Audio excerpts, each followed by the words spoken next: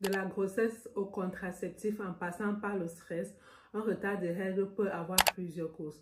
Dans cette vidéo, je vous dis tout sur les différentes raisons de ces retards et vous explique quand consulter un médecin.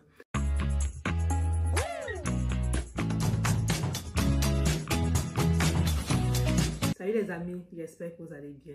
Avant que la vidéo ne commence, likez, commentez, partagez et abonnez-vous à la chaîne pour plus de contenu. Alors, lorsque vos règles n'arrivent pas à la date prévue, cela peut sembler inquiétant, en particulier si votre cycle menstruel est habituellement régulier. En règle générale, on parle de retard de règles si vous n'avez toujours pas vos règles 5 jours après la date prévue. Surveiller son cycle est donc un moyen de comprendre ce qui se passe dans son corps, connaître son fonctionnement normal autant pour moi permet d'identifier plus facilement un retard de règles ou tout autre phénomène inhabituel. Du coup, qu'est-ce qu'un cycle normal? Chez la plupart des femmes, le cycle menstruel moyen est de 28 jours. Cependant, il peut être compris entre 21 et 45 jours. Si certaines femmes ont leurs règles de façon très ponctuelle, les règles irrégulières sont relativement fréquentes.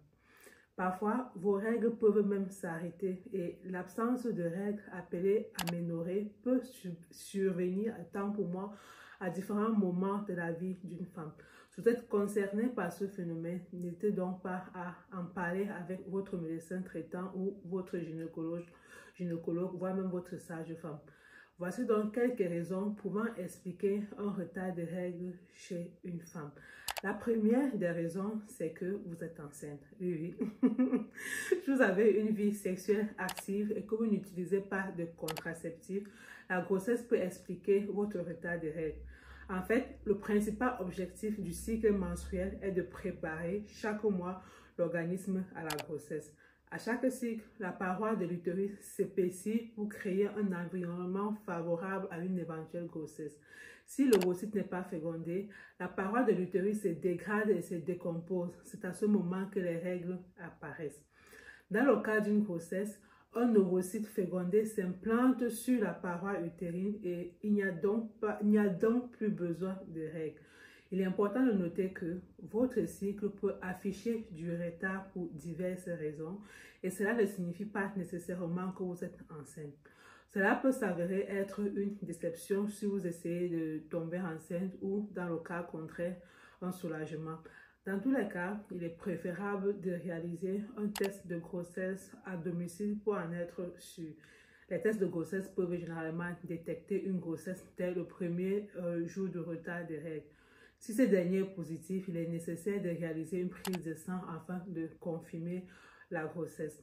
La deuxième raison, c'est que vous êtes sous contraceptif. Si vous venez de commencer ou d'arrêter une contraception hormonale, cela peut affecter votre cycle et induire des retards.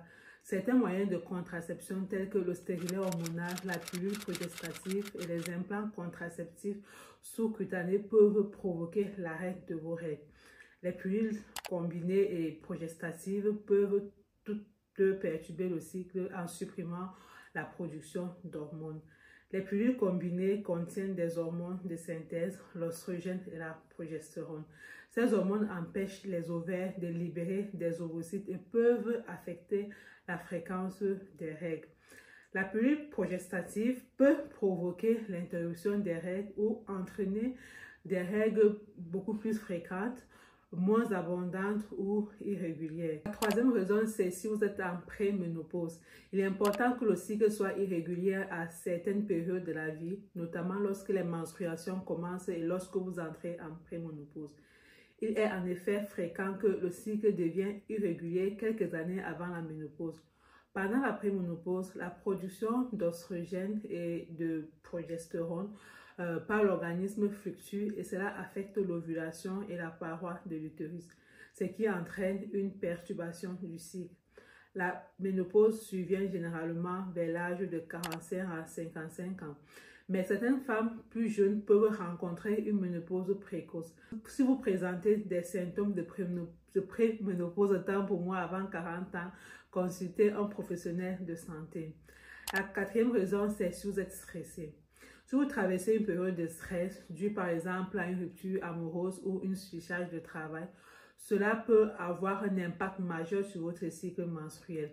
Une étude a révélé que les femmes qui subissent beaucoup de stress étaient plus enclines à avoir des cycles irréguliers.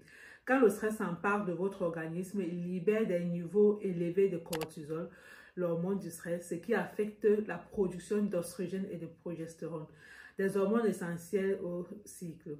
Une quantité limitée de ces hormones peut donner lieu à des retards de règles ou à des règles irrégulières.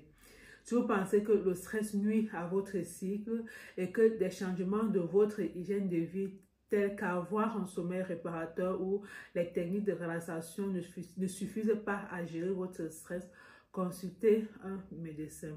La cinquième raison, c'est si vous faites trop d'efforts physiques. Alors, l'activité physique est bonne pour la santé, c'est indéniable.